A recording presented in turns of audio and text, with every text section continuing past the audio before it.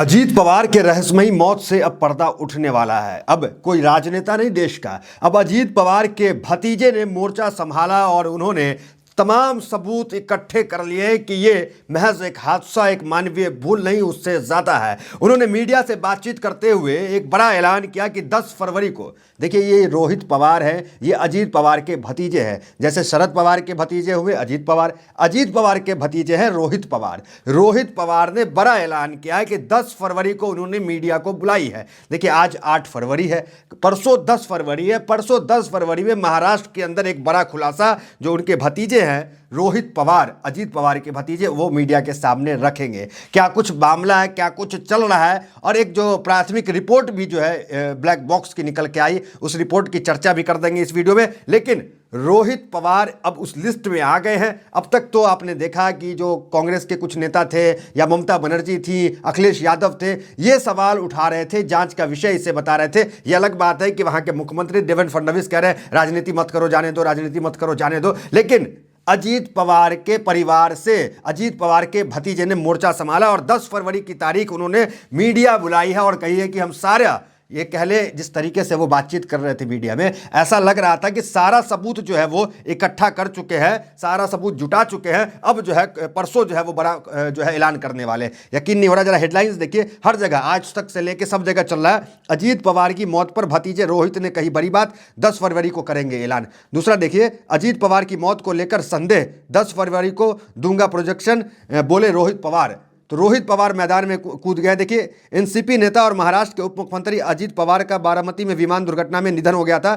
ममता बनर्जी से लेकर संजय राउत तक ने इस पर सवाल उठाए थे। अब अजीत पवार के भतीजे रोहित पवार ने कहा कि अजीत दादा की मौत पर संदेह है, 10 फरवरी को वे इस पर विस्तृत तरीके से बात करेंगे। तो 10 फरवरी को वो इस पर विस्तृत तरीके से बात करेंगे, मतलब अब जो है पर्दा उठने वाला है। ये देखिए पहली बार हुआ है कि परिवार में से निकल के कोई सामने आया है और कहा है कि हम इससे पर्दा उठाएंगे। कल तक तो देवेंद्र फडणवीस क्या कह रहे थे, राजनीति मत करो, राजनीति मत करो, क्योंकि विपक्षी दल के कुछ नेता थे वो आवाज उठा रहे थे। लेकिन अब परिवार से ही निकल के सामने आ गए। हेडलाइंस देखिए, हवाई दुर्घटना में अजीत पवार की मौत पर संदेह बरकरार है, रोहित पवार ने चाचा की मौत पर उठाए गंभीर सवाल। तो तमाम गंभीर सवाल जो उठाए जा रहे, देखिए हादसा था या कुछ और, अजीत पवार की मौत पर रोहित पवार ने उठाए सवाल। तो रोहित पवार जो है 10 फरवरी की तारीख रखी है, मीडिया बुलाएंगे और दूध का दूध पानी का पानी करेंगे। आपको क्या लगता है, आप भी कमेंट कीजिए। आगे हम आपको एक खबर दिखाते हैं। रोहित पवार ने शनिवार को कहा है कि महाराष्ट्र के पूर्व उप मुख्यमंत्री अजीत पवार की विमान हादसे में हुई मौत की परिस्थितियों को लेकर सभी के मन में सवाल और संदेह है। उन्होंने कहा है कि वह 10 फरवरी को मुंबई में इस मामले पर एक डिटेल प्रेस कॉन्फ्रेंस देंगे, बताएंगे कि हादसा क्यों हुआ और कैसे हुआ। तो रोहित पवार ने यह बात बारामती में कही। कुल मिलाकर एक बार हमने आपको और बताया था, एक और जो विधायक है वो विधायक अजीत पवार के ही पार्टी के, उन्होंने भी सवाल उठाया था। तो आगे दिखाते हैं कि उन्होंने क्या सवाल उठाया था, संजय राउत क्या कह रहे हैं, सब आपको बता। देखिए, अजीत पवार की मौत जस्टिस लोया की याद दिलाती है। तो ये संजय राउत ने कहा है कि जस्टिस लोया की मौत जिस तरीके से हो जाती है, पता नहीं चलता है आज तक, वही अजीत पवार के साथ हुआ। संजय राउत महाराष्ट्र की राजनीति करते हैं, आप इनको बखूबी जानते हैं। तो ये सब जो है वो चल रहा है। अब आते हैं आपको जो अजीत पवार के, हम विपक्षी नेताओं की बात नहीं कर रहे हैं, हम नहीं कह रहे हैं कि ममता बनर्जी ने क्या कहा, अखिलेश ने क्या कहा, वो राजनीति के लिए चलिए कुछ भी कह सकते हैं। लेकिन जो परिवार कह रहा है, जो इनके पार्टी के ही विधायक कह रहे हैं, वो मेंशन करना बेहद जरूरी है। देखिए, इनके पार्टी के ही विधायक है अमोल भिटकारी, ये शरद पवार के नहीं है, ये अजीत पवार के ही पार्टी के विधायक है। क्या कह रहे हैं, अमोल भिटकारी ने ओखला में कहा, सरपंच ने बयान दिया था कि कोई विमान से कूदने की कोशिश कर रहा था। जब हम उसे देखने गए तो अचानक एक धमाका हुआ, बाद में पता चला कि वहां 5 शव मिले हैं। तो यूजीएस का कहना है कि विमान में 6 लोग थे, इसके बावजूद केवल 5 शव क्यों मिले, वहां मौजूद दस्तावेज कहीं से भी जले हुए नहीं है, क्या यह घात लगाकर हमला था या दुर्घटना। तो ये जो है अमोल भिटकारी विधायक हैं अजीत पवार के पार्टी के, उन्होंने भी ये बात कही। आते हैं प्रारंभिक रिपोर्ट पे कि क्या रिपोर्ट आई है जांच सामने। पहले भी उस रिपोर्ट की चर्चा हम कर चुके हैं, फिर से कर देते हैं कुछ अपडेट के साथ। लेकिन अब सोचिए कि अजीत पवार के विधायक है, वो भी कह रहे हैं कि 6 लोग सवार थे, उसमें 5 लोगों की लाश मिली। सरपंच जो चश्मदीद वहां पे था, वो कह रहा था कोई निकलने की कोशिश कर रहा था जहाज से, जिंदा था वो, और अचानक ब्लास्ट कर जाता है जहाज। तो इनका भी शक है कि कोई घात लगा के हमला तो नहीं किया। अब भतीजे का भी शक है, भतीजे तो कह रहे हैं कि हम 10 तारीख को जो है दूध का दूध पानी का पानी कर देंगे। भिटकारी ने क्या कहा आगे जरा देखिए। भिटकारी ने आगे कहा, जिस कंपनी का विमान था वह 1 साल से बंद थी। जैसा कि मैंने पहले कहा, यह कहा गया था कि अजीत पवार की पहचान उनकी घड़ी से हुई थी, लेकिन अब यह बात भी गलत साबित हो गई है। घड़ी से उनकी पहचान नहीं हुई है। यह भी कहा गया था कि उनकी पहचान उनके सफ़ेद कपड़ों से हुई थी। तो कुल मिलाकर सब सवाल उठा रहे हैं। देखिए, अचानक बदले गए पायलट, अजीत पवार की मौत पर एनसीपी नेता के सवाल, कागज नहीं जले, जल गई लाशें, सीबीआई जांच की मांग। तो ये जो अजीत पवार के विधायक है, ये महाराष्ट्र के देवेंद्र फडणवीस से मिले, सीबीआई जांच की मांग भी किए कि भाई सीबीआई की जांच होना चाहिए। ये अलग बात है, देवेंद्र फडणवीस क्या कह रहे हैं वो तो आपको बता दिए कि वो कह रहे हैं कि राजनीति मत करो इस पर। तो ये तमाम चीज़ें जो है महाराष्ट्र की राजनीति में इस वक्त चल रहा है। कल तक जो विपक्षी पार्टी बोलती थी, अब लेकिन खुलकर सामने में अजीत पवार के परिवार से, खुलकर सामने में अजीत पवार के जो विधायक हैं उन्होंने भी मोर्चा संभाला और तमाम बातें कही हैं। तो यही मांग है उनका। उनकी 2-3 टिप्पणियां हैं अजीत पवार के। देखिए, एक तो जो भतीजे हैं उन्होंने कहा हम 10 फरवरी को खोलेंगे, अभी कुछ नहीं खोलेंगे। परसों 10 फरवरी है, दूध का दूध पानी का पानी होगा, वो क्या खोलना चाहते हैं। लेकिन जो विधायक है अजीत पवार के पार्टी का, उनका पहला पॉइंट हमने आपको बताया। पहला पॉइंट उन्होंने कहा कि जब 6 लोग सवार थे तो 5 लोगों की बॉडी क्यों मिली वहाँ पर, 6 लोग की बॉडी क्यों नहीं मिली, पहला उनका सवाल था। दूसरा सवाल ये था कि उन्होंने रास्ता अचानक कैसे बदल गया अजीत पवार का। अजीत दादा जो है वो सड़क मार्ग से जाने वाले थे, अचानक रास्ता बदल करके वो जो है प्लेन से क्यों गए, किसने मशवरा दिया प्लेन का, किसने प्लेन मुहैया कराया, ये सवाल उनका है। तीसरा जो है विधायक है उनका सवाल है कि अचानक 1 घंटा पहले पायलट क्यों बदला गया। जो सुमित पायलट थे वो पायलट नहीं थे अजीत पवार के, जो उड़ा के गए, जो हादसा हुआ, उनके पायलट कोई और थे। अब तर्क किया दिया जा रहा है कि वो पायलट उनके जाम में फंसे हुए थे, इसलिए दूसरा पायलट मुहैया कराया गया 1 घंटा पहले। ये आप देख सकते हैं हेडलाइंस, अचानक बदले गए पायलट, अजीत पवार की मौत पर एनसीपी नेता के सवाल। तो ये बातें, तो ये तमाम सवाल जो है वो उठा रहे हैं। और उनका एक ये भी कहना है कि कागज़ नहीं जला और जो है बॉडी जल गई, तो ये भी वो सवाल उठा रहे हैं। अब आते हैं प्राथमिक रिपोर्ट की चर्चा, हमने पिछली वीडियो में की थी। अजीत पवार के प्लेन क्रैश, देखिए कोई भी प्लेन क्रैश होता है सबसे पहले ढूंढा जाता है ब्लैक बॉक्स को।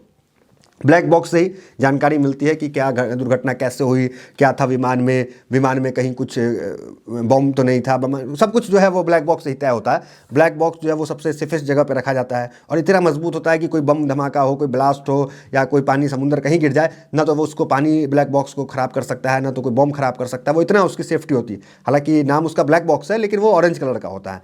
तो ब्लैक बॉक्स प्राप्त हुआ। कई मामलों में ब्लैक बॉक्स क्षतिग्रस्त हो जाता है, जैसे रूपानी वाले केस में हुआ था। गुजरात के पूर्व मुख्यमंत्री, वो उनका जो प्लेन हादसा हुआ एयर इंडिया का, उसमें ब्लैक बॉक्स तो मिला लेकिन क्षतिग्रस्त था, तो कई डाटा नहीं आ पाया। तो अजीत पवार का भी ब्लैक बॉक्स मिला है। उसकी प्राथमिक रिपोर्ट जो आई है, प्राथमिक रिपोर्ट ये कहती है कि सीसीटीवी फुटेज में प्लेन लैंडिंग से ठीक पहले अस्थिर दिखाई दे रहा है। फुटेज के मुताबिक प्लेन तेजी से नीचे गया और रनवे के पास पलट गया। प्लेन तेजी से नीचे गया और रनवे के पास पलट गया, इस तरह की बात कही जा रही है। दूसरा है, जांच में यह भी सामने आया है कि कॉकपिट वॉइस रिकॉर्डिंग सीवीआर में पायलटों की आखिरी आवाज़ दर्ज हुई जिसमें वे बेहद तनाव की स्थिति में थे, मतलब शोर शराबा कर रहे थे, वो तनाव में थे वो। तीसरा जो रिपोर्ट आया है, रिपोर्ट के अनुसार आखिरी शब्द ओह शिट सुने गए, कुछ चीखने की आवाज़ भी रिकॉर्ड हुई। तो चीखने की आवाज़, ओह शिट की आवाज़, ये हुई। उसके बाद जाँच रिपोर्ट के अनुसार पायलट ने एयर ट्रैफिक कंट्रोल एटीसी को कोई मेडे या इमरजेंसी कॉल नहीं दिया था। इसको लेकर भी कई चर्चाएं हैं। देखिए, एक सूत्र जो के हिसाब से आज तक ने जो छापा है वो ये छापा है कि बड़ी जानकारी सामने आई है कि रिपोर्ट में कहा गया है कि रनवे पर विजिबिलिटी कम होने के बावजूद लैंडिंग का कॉल लिया जाना और तकनीकी खराबी, ये 2 बातें जांच में सामने आई है। ब्लैक बॉक्स का डेटा रिकवरी का काम शुरू है। तो 2 बातें जांच में सामने आई। एक, जांच में ये सामने आई है कि विजिबिलिटी नहीं था और वो लैंडिंग का जो है प्रयास पायलट ने किया। मतलब कुल मिलाकर पायलट पे थोपने के प्रयास है। देखिए, हर घटना में होता है कि पायलट पे थोप दो। हमने देखा जनरल विपिन रावत का केस क्या हुआ, उनकी भी जो है वो सामने आई रिपोर्ट, जो हेलीकॉप्टर हादसा हुआ उसमें ये आया कि वो पायलट की गलती थी। और अभी देखिएगा आप, रूपानी के केस में भी वही होगा कि पायलट की गलती थी, इनके केस में वही होगा पायलट की गलती थी। हर मामले में पायलट की गलती जो है वो एविएशन वाला थोपता है ताकि जाँच रुक जाए और ज़्यादा जो है वो खिचड़ी ना पके। इस तरह की चीज़ देखने को मिलती है। अब आते हैं संजय राउत के बयान पे कि आखिर संजय राउत जो है उस परिवार का अहम हिस्सा रहे हैं और वो क्या कह रहे हैं, जरा उन पे हेडलाइंस देखिए। सांसद संजय राउत ने कहा कि रोहित पवार के अलावा एनसीपी विधायक और अजीत पवार के करीबी अमोल भिटकारी, एनसीपी मंत्री छगन भुज्जल और एनसीपी सांसद बजरंग सोनवे ने भी इस दुख घटना पर संदेह जताया है। मतलब उन्होंने अजीत पवार के ही कुछ सांसद का, कुछ विधायक का नाम लिया है कि उन सब ने संदेह जताया है, घटना संदेह जताया। उन्हें आरोप लगाया है कि संदेह दूर करने के बजाय मुख्यमंत्री देवेंद्र फडणवीस कह रहे हैं कि इस मुद्दे पर राजनीति न हो। मतलब कई नाम उन्होंने बताया जो अजीत पवार के ही पार्टी के। आगे देखिए, संजय राउत ने आगे कहा, अजीत दादा ने कहा था कि वह घर लौटना चाहते हैं। उसके बाद बीजेपी के लोगों ने उन्हें सिंचाई घोटाला की फाइल से धमकाया। अजीत पवार ने फिर उन्हीं सिंचाई घोटाले के फाइलों पर उन्हें जवाब दिया। उसके 10 दिन के अंदर ही उनकी रहस्यमयी तरीके से मौत हो गई। इससे हम क्या समझते हैं? यह हमें जस्टिस लोया की याद दिलाता है। तो जस्टिस लोया, अमित शाह का एक केस था, वो आप जानते हैं, उस पर विशेष चर्चा क्या करना, तो वो केस के बारे में करें। संजय राउत ने कहा है कि अजीत दादा के एक्सीडेंट पर सवाल जरूर उठेंगे, सवाल उठने भी चाहिए। जिस तरह से अजीत पवार जैसे नेता की प्लेन क्रैश में मौत हुई है और जो तथ्य सामने आ रहे हैं उसकी जाँच होनी चाहिए। मुझे लगता है कि यहाँ कुछ गड़बड़ है। ये सवाल अजीत दादा की पार्टी उठा रही है, उनकी मौत संदिग्ध है, पर्दे के पीछे कुछ तो हुआ है, तो कुछ तो हुआ है, कुछ तो गड़बड़ है। इस तरह की बात जो है वो संजय राउत कह रहे हैं, इसकी जांच होनी चाहिए। और जो देवेंद्र फडणवीस बार बार कह रहे हैं राजनीति मत करो, जाने दो, तो उस पर भी जो है वो सवाल उठा रहे हैं। तो फिलहाल इस वीडियो में इतना ही, मिलता है अगले वीडियो से। मेरे साथ बहुत बहुत धन्यवाद।